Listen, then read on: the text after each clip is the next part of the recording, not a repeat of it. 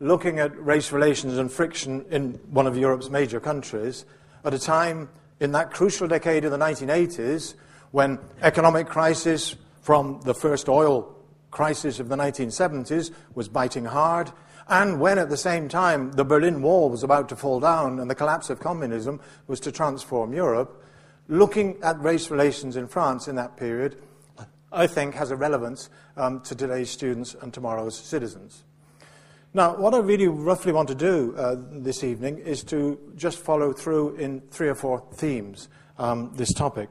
First of all, I want to look really at the status quo in the 1970s and 1980s. In other words, how many immigrants were there in France, what were they, and what were their problems? Secondly, I then want to pass on to government action or inaction on the question of immigration. Then I want to look at the political consequences of the controversies of the 1980s. And then finally, I want to end up with a few words dragging it forward into our own millennium and up into the year 2000 and beyond, very briefly. Let me begin with my first theme, which was looking at how many immigrants France has, or how many immigrants France had.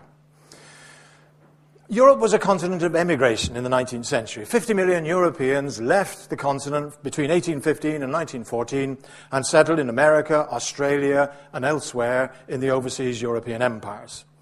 So most European countries are countries of emigration, but not France, because from about the late 18th century onwards, birth control in France slowed down the growth of population so that France hardly generated a growth during the course of the 19th century.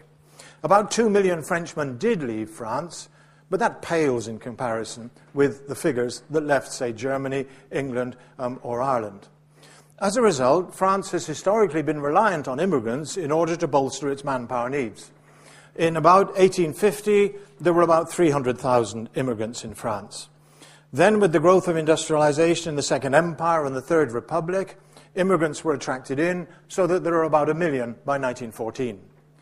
After the hecatomb of the First World War and the casualties on young males in the First World War, there was a further need for immigration. And in the 1920s and the 1930s, proportionally, in relation to the size of population, France had more immigrants than the United States of America in the 1920s and the 1930s, taking the total figure up to about 2.7 million. Several thousands were expelled or sent to the gas chambers by Vichy during the Second World War, so that the numbers dropped. But in the aftermath of the Second World War, in 1945, the government set up an Office of National Immigration. An Office of National Immigration to structure immigration into the country and to encourage the numbers to go again. So that you can see there that by the late 1960s, there were 2.3 million immigrants in France, and by 1975, 3.4 million. The figures then go on, 3.5 to 4.1. Now, there are 3 elements out of that growth and 3 elements out of that immigration which I think are quite interesting and which I'd like to draw out. The first is that the growth is not dramatic in the 60s, 70s, and the 80s. In fact, between the early 1960s and the late 1980s, in a proportion to the size of population, as a percentage of the overall population, immigrant figures in France remain static. They're about 6 to 6.5% of the overall population. So 6.5% in 1970, 6.35% in 1990. So you might say, what's the fuss? What's the problem with immigration when it seems to be very static? Well, it was the appearance more than the reality which struck home, I think.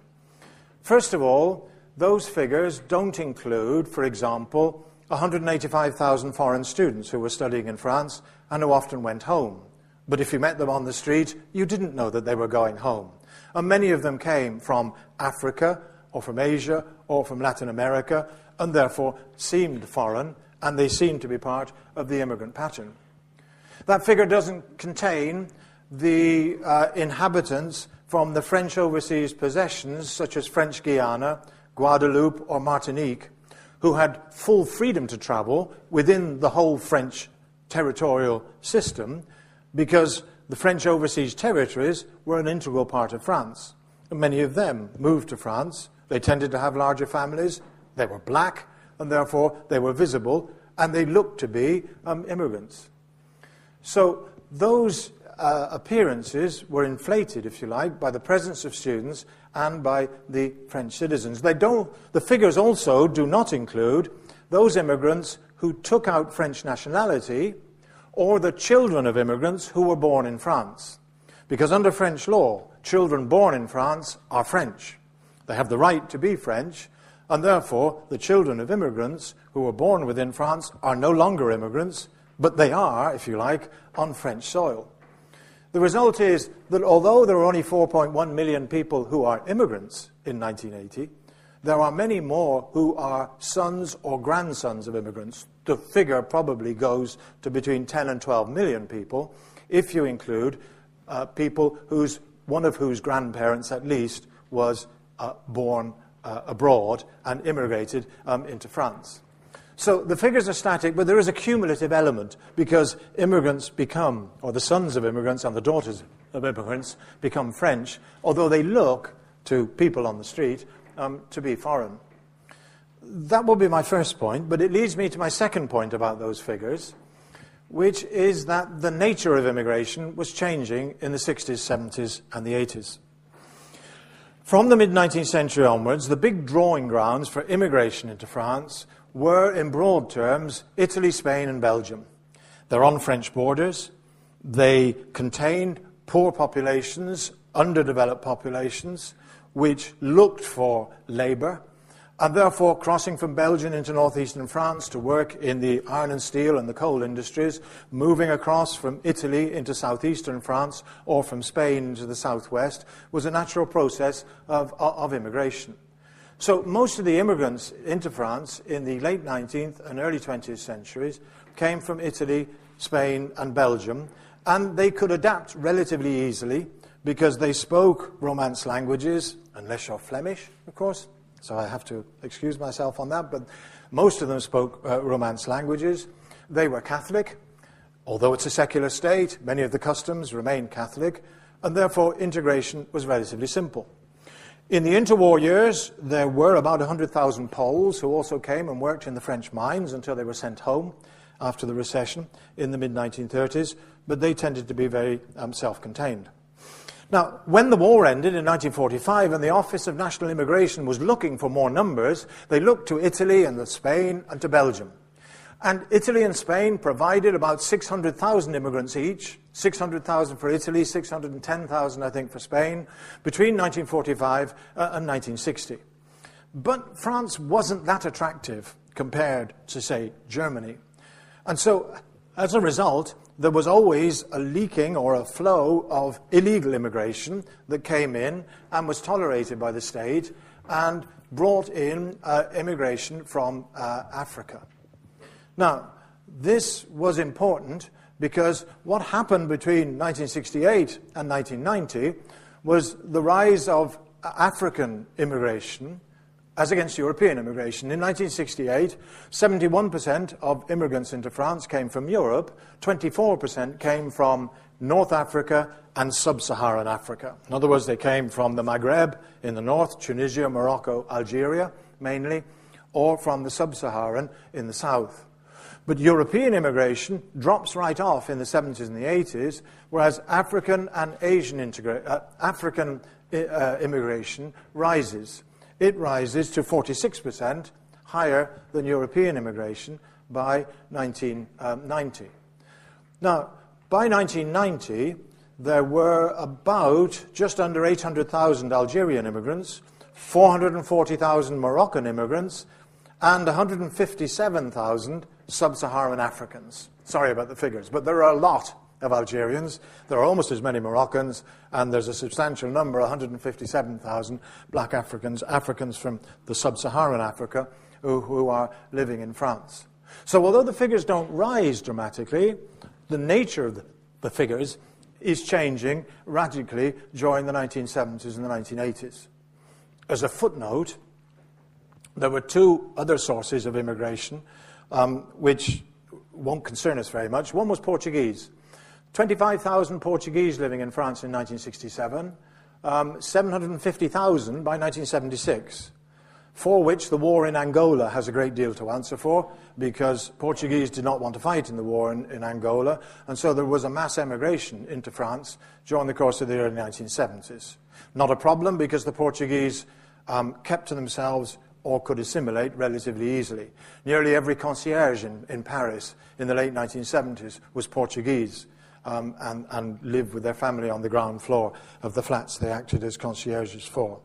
So Portuguese immigration is an interesting blip in the 60s and the 70s. The other, of course, is Asian immigration into France, because France had links with the old Indochina of Cambodia, Laos, and Vietnam. And during the Vietnamese War, and after the collapse of the American power in Vietnam, France accepted boat people and Cambodians and Laotians as well. So there's an influx of Southeast Asians into France in the 70s and 80s. About 12% of immigrants came from Asia in the 70s and the 80s. The other element, which needn't concern us, is the Chinese. There are now about 500,000 Chinese living in France, of whom about 100,000 are illegal and 400,000 probably legal. The Chinese population in France is now a significant minority as well. Anyway, let's leave the Chinese for the moment and the Asians, because they don't surface very much in the 80s for obvious reasons, and turn instead again to a third consequence of this immigration. The immigration doesn't rise radically, it is changing in nature, but the third aspect of the immigrant figures that I wanted to just briefly mention was the difficulty of integration, particularly for the African and North African immigrants. Spanish, Portuguese, Italians integrated relatively easily because of a common shared culture, but it was much different from the North African and Sub-Saharan immigrants. Many of them were desperately poor.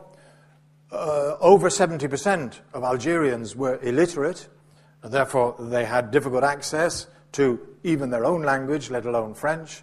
They were unskilled, they were inexperienced, and they were easily exploitable. Most of these, of the North Africans and of the black Africans, worked as labourers in urban industrial centres where there was work. In Paris, obviously, about 37% of all North Africans live in Paris in the 1970s. But also in Lorraine, where there's a substantial steel industry, and in the southeast, where they worked as agricultural labourers, or in industries in Marseille or in Lyon, which is France's second city. Now, they worked as cheap, unskilled labour. They worked at low wage rates, and initially, many of them lived in shanty towns, the so-called bidonvilles. The shanty towns, or the bidonville, a bidon is a sort of bottle or a tank towns, houses built out of old bits of metal and old bits of plastic, which were built in the suburbs of Paris and on the outskirts of major cities, with no proper sanitation, no proper housing, no services. They just lived in very desperate conditions because their aim was to send money home, and there was no alternative accommodation available for them. About 70,000 immigrant workers lived in bidonvilles on the outskirts of Paris in the late 1960s, and there were 20-odd thousand squatting on the mud flats in Nanterre, where the university was built, that began all the trouble in 1968 with the student riots. So these Algerian and Moroccan immigrants live in relative poverty and live in shanty towns for much of the 1960s. They found it difficult to rent on the private market because they didn't have enough money and because of racial discrimination. And so, in the end, the state did provide housing in the form of single accommodation for migrant workers through an organization which was set up in the mid-1950s to assist immigrants with accommodation. But it was poor, it was small, it was squalid, and it was heavily policed and heavily controlled. Now, these problems of housing eased a little bit in the 1970s, because in 1975, in a ministerial decision, the government accepted that many immigrants wouldn't go home. They therefore needed better housing, because some of them were marrying, and others were beginning to bring their families over from North Africa. And so the immigrants were, for the first time in 1975, allowed access to municipal housing or state housing. Now in France, this state housing, in the form of tower blocks and flats, is called HLM, or habitations of cheap rent. In other words, they were cheap municipal flat blocks, which had been erected in the 50s and the 60s in the Paris suburbs to solve the housing crisis after the Second World War. But they were badly built, they were poorly serviced, and they were difficult places to live. Immigrants begin to be allowed to move into the HLM in the late 1970s.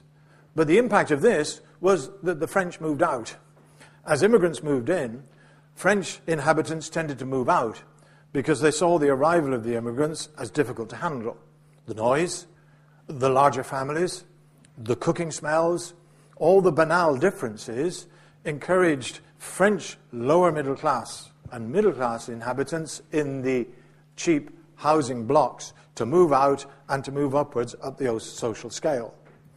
With the result that suburbs such as Saint-Denis or Sarcelles or Clichy-sous-Bois became immigrant sinks. They became areas dominated by immigrants in cheap, decaying housing, with inadequate transport, with poor education facilities, and with difficult living conditions. Now this becomes a problem by the late 1970s. It becomes a problem because the living conditions give rise to protests, and the economic recession of the 1970s throws the fathers out of work and gives the young, who are beginning to emerge, little hope of work.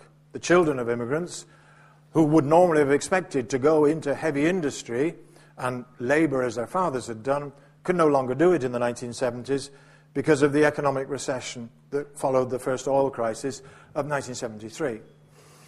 So there are rent strikes in many of the flat complexes in the late 70s. And there's also evidence of the growth of petty crime, of drug dealing, of low-level vandalism, of car stealing, and also of police brutality, undoubtedly, in the handling of that low-level crime, which aggravated relationships between the immigrants and the French state. There were serious riots in the suburbs of Lyon in 1979 and recurrently again in the early 1980s. So by the end of the 1970s, immigration was beginning to show signs of strain, and racism, certainly on the part of the police, was beginning to create problems for the immigrant community. Now, the status quo, therefore, in the 1980s is that of relatively static immigrant population, increasingly North African, increasingly hit by unemployment and poor living conditions, and beginning to register protest. During the 1970s, government policy began to change. A state which had encouraged immigration for the previous 40, 50, 60, 70 years, in fact all the way back to the 1850s, clamped down and decided that immigration needed to be brought under control. The stimulus for this, of course, was the first oil crisis of 1973 and rising unemployment. Unemployment in France was almost nil in the 50s and the 60s, the period of great economic growth, but it begins to grow beyond 4 and 5% in the 70s, and in comparative terms, this was seen as a serious problem. Under Giscard d'Estaing between 1974 and 1981, controls were brought in to limit immigration and control it. Giscard, interestingly, of all French presidents in the last 40 years, is probably the least sympathetic to other cultures, or certainly non-European cultures.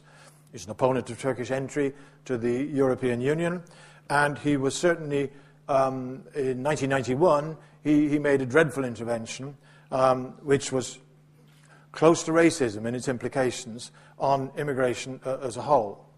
Be that as it may, in 1974, Giscard d'Estaing began bringing in controls on immigration into France. I don't want to go into the exact details of those controls. The details are too small, but roughly speaking, and most important, he put a block on all non-European immigration. or non-EEC immigration, as it then was. Immigration from outside the European Economic Community was now stopped.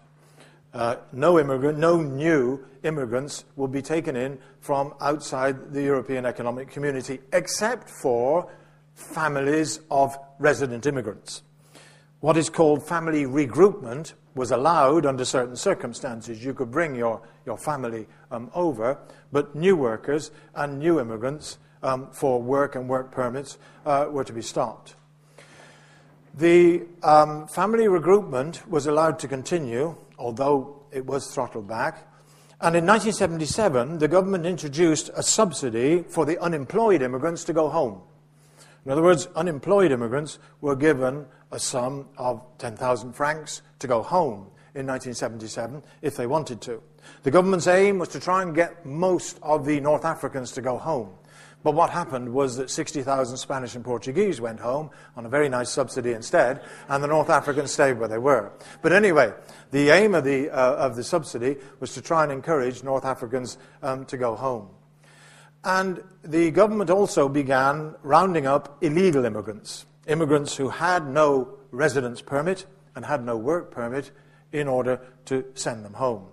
This policy of sending home illegal immigrants begins in 1978, and it's still in operation, of course, today. So there is a radical change under the presidency of Giscard d'Estaing between 1974 and 1981. In 1981, François Mitterrand was elected as president of France, the first socialist president of the Fifth Republic, and a critic of Giscard d'Estaing's immigration policies before his election. He ran on an election manifesto of 101 propositions, and Propositions 84 and 85 said that he would change the immigration system. So Mitterrand, when he came to power in 1981, liberalized immigration. What he did was to allow illegal immigrants to get permits. 130,000 illegal immigrants were legalized in 1981 and 1982, and they were given residence permits and work permits.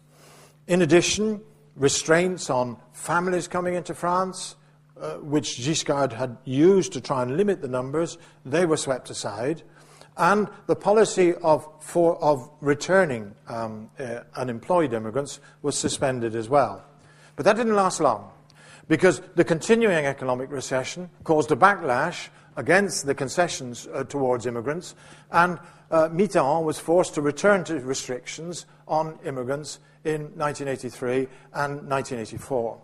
And by 1984, the socialist government had returned to a policy of effectively banning any further immigration, bringing back the idea of assisted return for unemployed immigrants, and restricting families being able to come to France to join their fathers or their husbands. In other words, the Mitterrand interlude is an interlude. It lasts 2 or 3 years, and the restrictions come back in 1984. Now, in case you should be worried by the rather serpentine nature of the policy of the French towards immigration, it now effectively stabilizes. Those 3 principles of expelling illegals, giving assistance to the unemployed who will go home, and integrating those who stay become the 3 pillars of French immigration policy from 1984 onwards. And I suppose you could say that what is happening between 1974 and 1984 is that the brakes have been put on immigration, and a new policy has been painfully elaborated, which is that we need no more. We should send home, or encourage to go home, those who are unemployed and whose work permit is therefore invalid. But we should integrate, and I'll come to that word later on, those who are still here and who have remained. Now, that didn't mean that immigration vanished out of the political sphere. Since 1984, immigration has been constantly in the political eye in France, because around those 3 principles, you can be you can be rather different in the way that you apply them. You can be very harsh with your expulsions. You can be very mean with your assistance, or you can be just not particularly involved in integration. And what's happened in France since 1984 is that the governments of the left have tended to be relatively lenient, and the governments of the right have been relatively harsh. The best example of this is the proposal which was passed into law in 1993, which was passed by the Minister of the Interior at the time, a Corsican called Charles Pasqua. Pasqua is a fascinating character, not a man to cross on a dark night. But Pasqua in 1993 brought in legislation which said that the children of immigrants who were born in France should no longer have automatic right to nationality. They would have to ask for it. They would have to ask for it and show that they deserved it between the ages of 16 and 20. Now, that was brought in, and in a way, it stays within the main principles of expulsion, assistance, integration. You're going to integrate them, but you're going to have to make them beg for it. And that legislation was repealed when the Socialist Ministry came back to power in 1997 and 1998. So, if you like, those three principles are there, but there's continued debate over how much immigration and how far. The problem was that racism or immigration was too tempting a political jackpot for politicians to ignore. Even a very reasonable man, such as Jacques Chirac, who was president from 1995 until Sarkozy came in 2007. Chirac was reasonable on immigration, 99 times out of 100. But he did sometimes refer to the invasion of foreigners. He did sometimes say that less foreigners would mean less unemployment. And on a visit to Orléans in 1991, he complained of what he called the overdose of immigrants who created a noise and smell that their neighbours had to suffer. And in 1992, in a chance remark that was picked up by a journalist, he described North African families as a father, 3 or 4 wives, 20 or so kids, getting 40,000 francs a month without working. One of his government colleagues, a senator from the partner party to the Gaullist party, argued that the problem with immigrants was that they were young delinquents who mostly had brown skin. Another UDF, this is one of the right-wing groups, senator, complained that the problem with immigrants was the National Health Service was paying for female circumcision. So there were all sorts of ways in which politicians let out remarks every now and again which showed a hostility towards immigration. Even Mitterrand, who was relatively liberal and who wanted foreigners to have the vote in municipal elections but could never get it through, said in a television interview in 1990 that there were enough, that the tolerance levels of the French had been stretched and they could go no further. And his prime minister, a man called Michel Rocard, French politicians go on forever. Michel Rocard is still there. Rocard, in 1989, said, France can't shelter all the world's misery. Now, these are all remarks which have a kind of edge to them. Now, the importance of these changes and the changes in policy is that as they take place, there is a growing push from public opinion for measures on immigration. An issue which was not at all on the political scene in the 60s, or indeed for much of the early 70s, picks up in the late 70s, and by the early 1980s, there is an obvious growing concern amongst the public that immigration was out of control. It was frequently debated in the media. It frequently featured in newspaper columns, radio talks, television shows, and television chat shows. And in the early 1980s, France liberalized its radio and television legislation, allowing commercial radio and commercial television a much wider remit so that many more emerged. And this change in the media meant a search for sensationalism and a search for the telling picture and the telling sequence. And nothing was better than a suburban riot or an immigrants' protest or an attack on the police in a difficult suburb of Lyon or of Paris. And so newspapers and the television began to talk about, well, Figaro, the right-wing French newspaper, denounced excessive immigration in a series of articles in 1981, and it blamed the immigration for suburban violence. The Parisian daily, called the Quotidien Paris, the Paris Daily, in 1982, ran a series of articles under the title The Invasion of the New Barbarians. And the right-wing weekly, called Present Day Values, Valeurs Actuelles, in 1983, predicted that a quarter of France would be foreign by the year 2000 at the rate things were going on.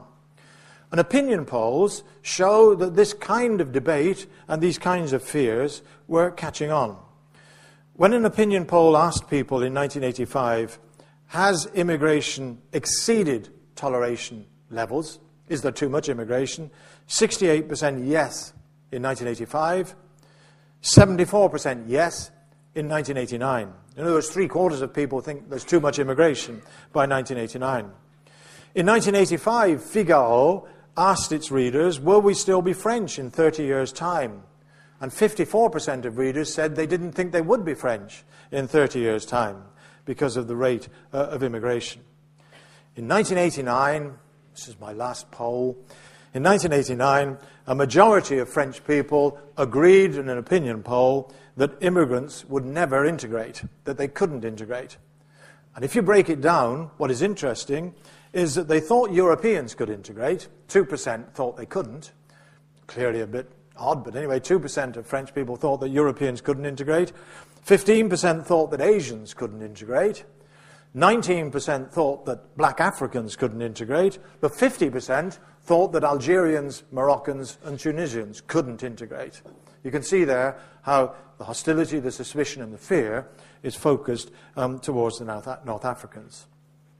Now, out of this movement of government towards more control, at the same time as public opinion is clearly mounting in its worries on immigration and its extent, there grew two things. One of them is the obvious thing, and there are no prizes for guessing it. It is the Front National, the National Front, the growth of a politically racist party led by Jean-Marie Le Pen. Now, I think this is an important development because it's a permanent one. The National Front now has a strong permanent toehold in French political life, which it never had before 1983.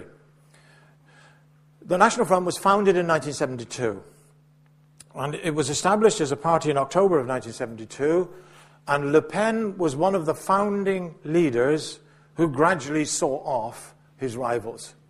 The Front National began as a kind of federation of some varied right-wing groups. The right wing in France is astonishingly fertile in its different ideological strands.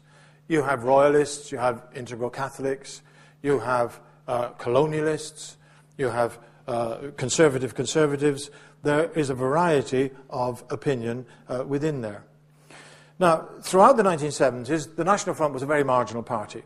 Le Pen stood for president in 1974, and he got 0.75% of the vote. Nothing, really. Probably his own office, 0.75%, and that's about it. He couldn't even stand in the 1981 election because he couldn't get enough nominations to get on the ballot paper.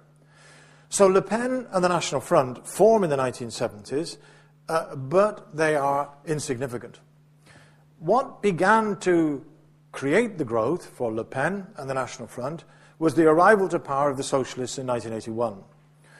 The right wing in France lost power for the first time in the Fifth Republic and had for the first time in power a government made up of socialists and communists. This front of socialists and communists was an object of fear to many on the right, which pushed many of them more towards the right. And at the same time, the release of the controls on immigration focused attention on the problem of rising numbers of immigrants and their inability to integrate within the country. The first signs that this will benefit the National Front emerged with local elections in March of 1983. But at European elections in 1984, the National Front got 11% of the vote, and in the presidential election in 1988, Le Pen gets 14% of the vote. Now, the percentages don't matter. There are elections every year in France, so we don't need to get bogged down in which election is which. But the broad story is that the National Front is beginning to poll between 10 and 15% of the vote from about the early, mid-1980s onwards.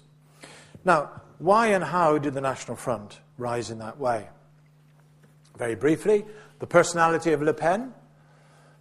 I've never seen him in the live, but I've often seen him on television, and he is a brilliant debater. He, to many people, including myself, he would appear to be a fraud and a trickster, but he's brilliant in the way that he does it and in the way in which he presents himself. One-eyed, blonde-haired, large stature, and an ability to coin phrases and coin words which are, in many cases, malicious, but from which he can frequently slide, calling the Holocaust, for example, a small detail of the Second World War, or lampooning one of Mitterrand's ministers, Durafour, saying Durafour to the crématoire. In other words, send Durafour to the gas chambers, to the incineration chambers. So Le Pen has a charisma which is now on the way out because his succession is currently being debated between his daughter and a rival within the National Front. Unlike North Korea, you can't fix it completely, but it looks as though it will be reasonably fixed by the end of the year. Secondly, Le Pen's building on a long tradition of right-wing movements in France. There is a tradition going back to the Dreyfus affair, as you know, or even back to Boulanger in the 1880s, of right-wing authoritarian movements which dislike the left and favour a strong state and a rapid solution.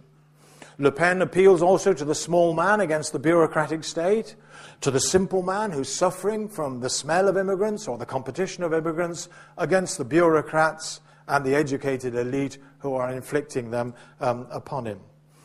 But most of all, he's openly racist and ultranational. He believes in the existence of different races, and he believes that some are inferior. Bantu tribesmen, he said in 1987, do not have the same ethnic abilities as Californians. Never seen the scientific proof. But anyway, he accused foreigners of invasion, of shipwreck, referred to the migration torrent, and said an ethnic purge against native French people is taking place in our country.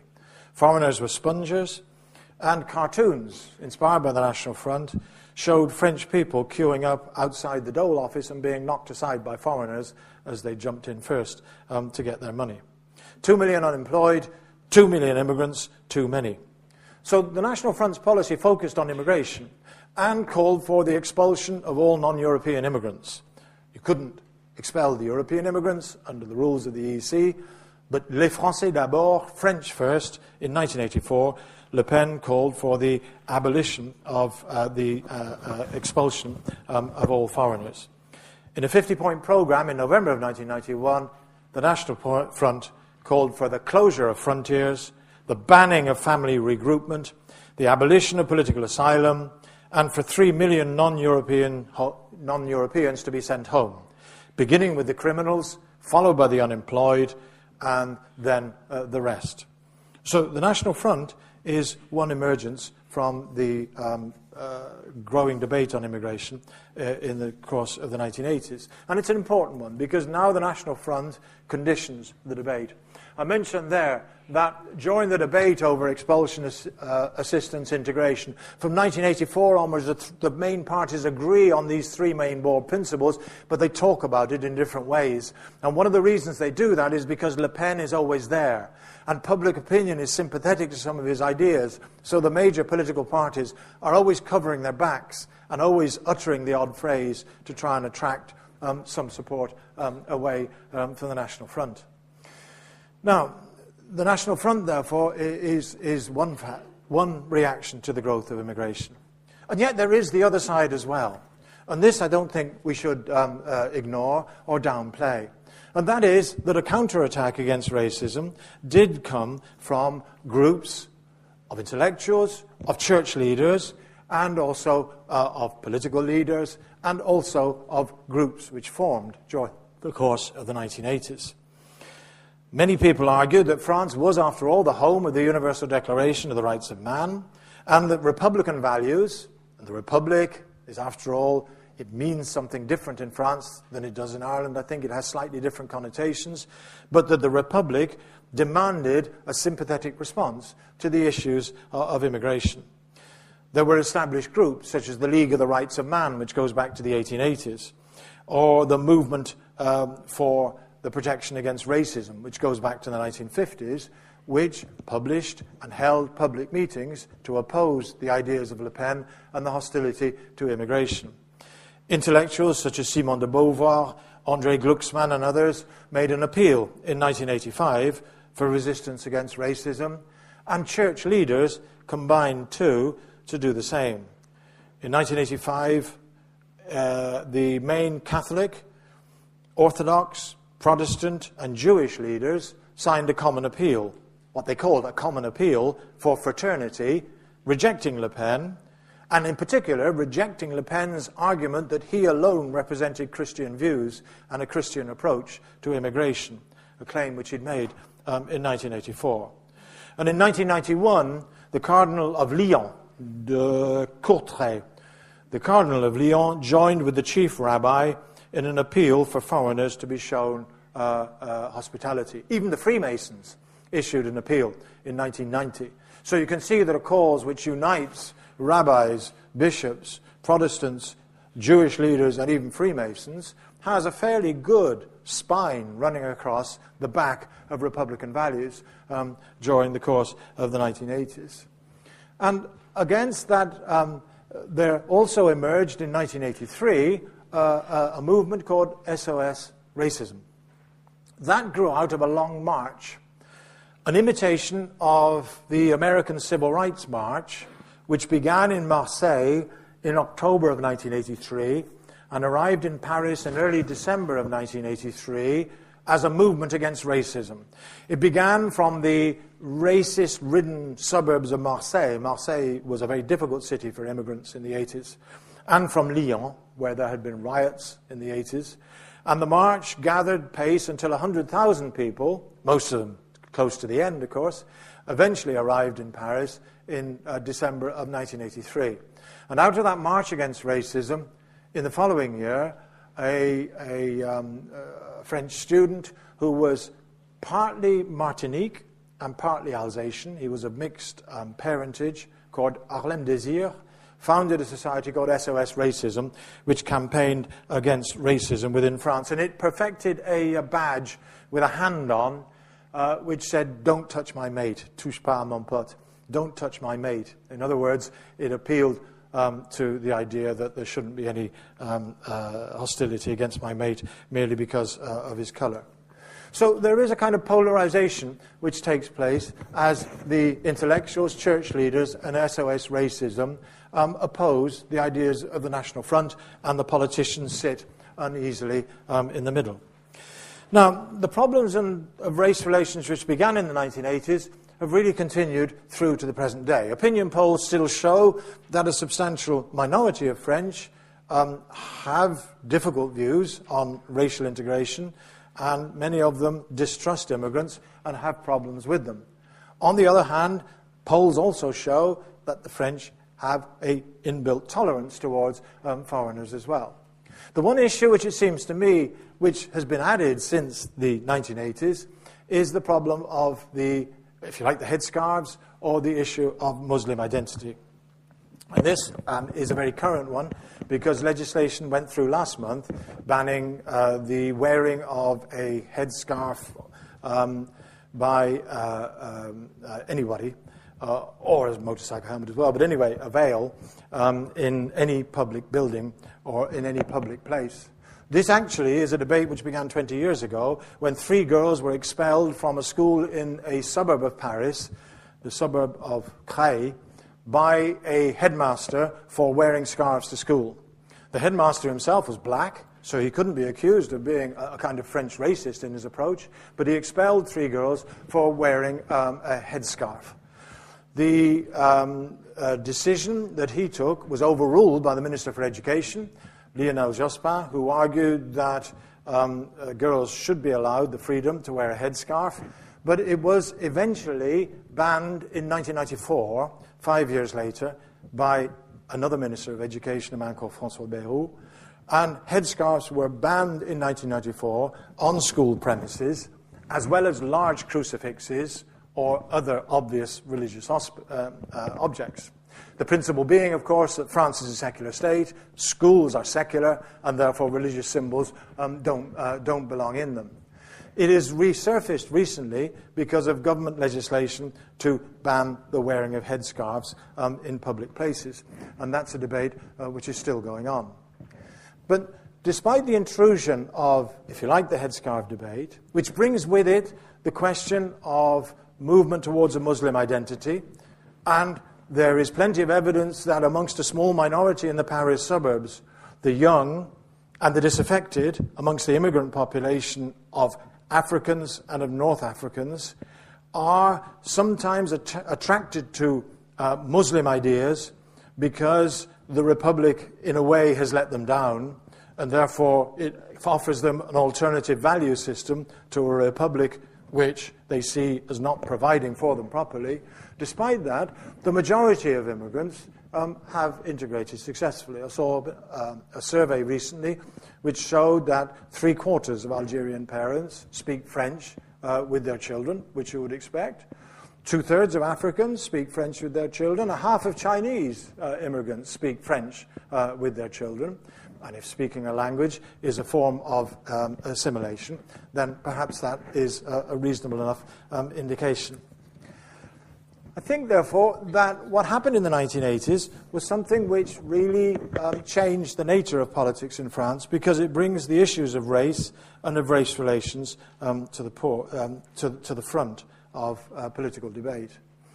Therefore, what I think happened in the 1980s, I think I can summarize in 3 or 4 points, just to try and reiterate what I've tried to say.